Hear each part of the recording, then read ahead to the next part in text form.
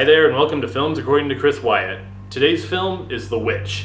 The Witch is a horror movie from writer-director Robert Eggers. The film was a huge hit at Sundance last year and just recently got its wide release. It takes place in 17th century New England and follows a deeply religious family who leaves a Puritan village to start a new life in the edge of the woods next to an ominous-looking forest. Rumors of a witch living in those said woods persist and, as far as plot information goes, that's all I'm gonna say.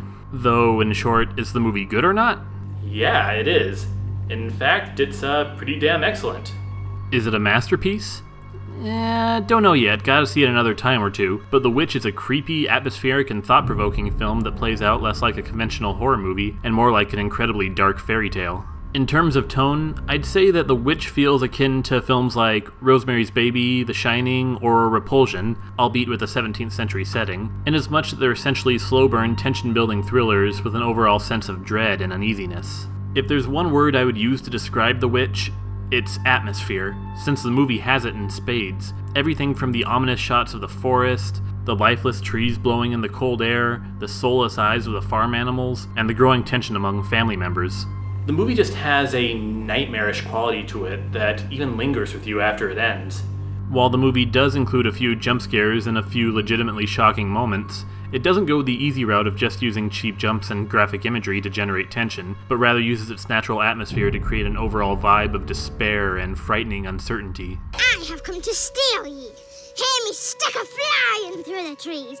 Clickety-clackety, clickety-clackety. Most of this comes from writer-director Robert Eggers, previously a production and costume designer, who is here making his feature-length writing and directorial debut. It's probably the best feature debut for a filmmaker since Neil Blomkamp made 2009's District 9. He has such a fine understanding of building suspense via a combination of actor performances, sound design, and perfect cinematography, which flawlessly utilizes negative space to generate feelings of dread and emptiness. This all complements his near-perfect script, which draws heavily on folklore and features some fascinating characters, unique dialogue, and explores a variety of themes, namely religious fundamentalism. How good of a filmmaker is this guy?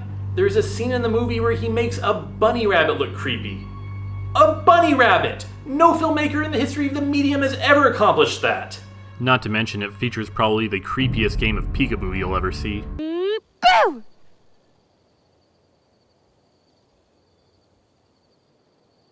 Sam? Special credit has to go to the cast as well. I won't go into each one, but everybody from the young kids to the Game of Thrones alumni Ralph Ineson and Kate Dickie are pretty much excellent. Though the real standout is Anya Taylor-Joy as the teenage Thomason, who exemplifies skills far beyond her years, tackling a very difficult character and delivering a compelling and overall incredible performance. To discuss this movie any further would require me spoiling it, and I'm not going to do that.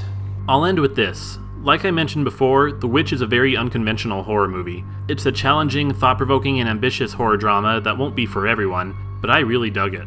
If you're looking for a different, though very creepy, well-made, and ambitious movie, The Witch is worth a look. I give The Witch 4.5 stars out of 5. I repentant now shall be, from evil I will turn to thee. What is the evil of the wood?